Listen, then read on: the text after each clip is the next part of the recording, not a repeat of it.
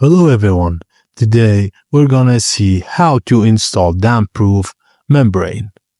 Firstly, the ground must be smooth and free from sharp objects that could damage the membrane. If necessary, add a stand, built-in layer. Remove any debris, dust or moisture from the surface before laying the membrane. Roll out the DPM and cut it to fit the area, leaving at least 150 mm extra on all edges. If using multiple sheets, overlap them by at least 150 mm.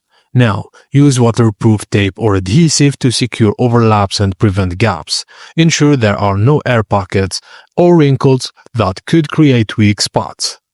If there are pipes or other penetrations, cut the DPM nearly around them and use DPM tape to sealant to close gaps.